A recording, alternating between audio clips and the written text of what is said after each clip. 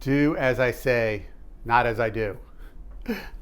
Probably heard that lecture from your parents. The question is, how effective is that? And the answer, it isn't. You know, your parents tell you, kid, you really have to quit smoking, while their cigarette is dropping ashes all over the floor. It lacks in sincerity. And that really is the same thing that takes on at your own company.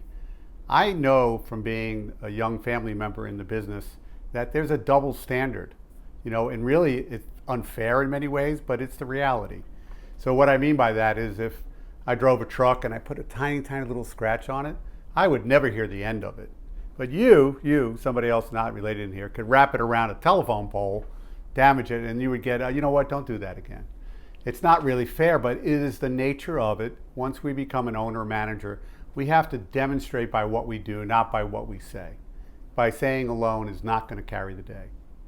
So you really have to ask yourself and take an open, honest assessment of the following things. Are you willing to stay late, arrive early, and demonstrate that you yourself are not a clock watcher? Because it's what you want from your employees, but they're watching you. And if you are showing up late and leaving early, that message is loud and clear no matter what you say. And you can't impose that or desire it from others until you yourself demonstrate that you can do it, and do it with a smile on your face, not a frown like you're dragged to it. So that is one of the first ways to really demonstrate that you mean what you say. The other thing is, you go around policing everybody's truck and their car and their desk about how neat, clean it is, these things, especially about the vehicles. You want it clean and neat, everything should be in its place. But meanwhile, they go over to your car, your truck, your van, and they open the door and the stuff is falling out on top of them.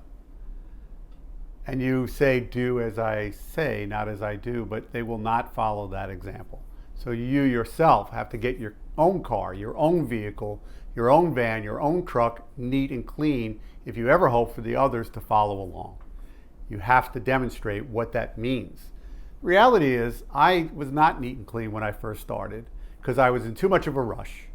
What I found out later on, fortunately pretty early because I had some tough taskmasters, is that actually my taking the time to clean up made me go faster and be more effective. Sounds counterintuitive because you're in a big rush, but actually taking a few minutes to clean things up, to get them organized, will always come out in the long run serving you better. And it demonstrates to others what you mean. So if you're in the office and your desk is piled up, now we have less paper these days, but I love when they have all the Post-it notes, all over the computer. I mean, there is an Outlook calendar that stuff should be in to actually make it. And your desk is just a set of pile of paper or files that are laying around, even in this digital age.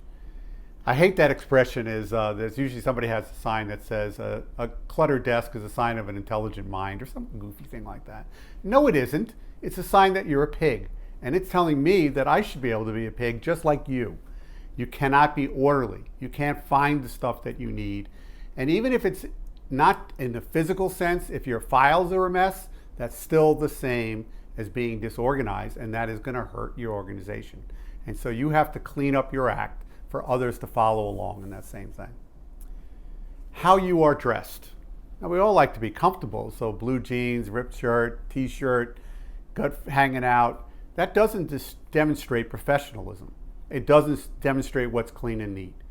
And unfortunately, again, being owner and manager, you have to demonstrate that you are one level higher. It's as much for you as it is for the people that work there. How you have your clothes maintained. So is there a meatball sauce on your shirt? Wrinkly, look like you haven't taken it out to the cleaners, ironed or pressed them. Even if you're quote unquote dressed better, you're not. You have to maintain those standards. By the way, photos are great ways to do that. Do you invest in learning beyond just learning the trades or the next tool or technique? Are you investing in your own business knowledge? That really makes a big difference, because if you invest your time and energy and money, then you have the right to also ask others to invest their time, energy, and you can supply the money to be able to show them what they're doing. Are you demonstrating to your team that you really care about them in things like salary levels so they don't have to come and ask you for a raise, bonuses, benefits, health care, things of that nature, which says more than I love you that I actually do care about you because I will do those things? Are you sharing that you really care for your customers? Oh, the customer's king, it's easy to say. But are you willing to go back and make things right at a customer with money out of your own pocket to get it straight and make sure customers are always happy? Are you willing to invest in better trucks and technology and training to make all of that happen? Are you showing them it's not just about money? Do you serve others in your community? Do you outreach to other people to be of service, to help people in your community be better lives? If you are, that's demonstrating what you really mean. Are you good at weekly meetings, monthly meetings, quarterly meetings, and communicating with the team stuff that's in your head that they should know? Because it's much more about that and setting the right tone. Do all of these things, you'll be better off.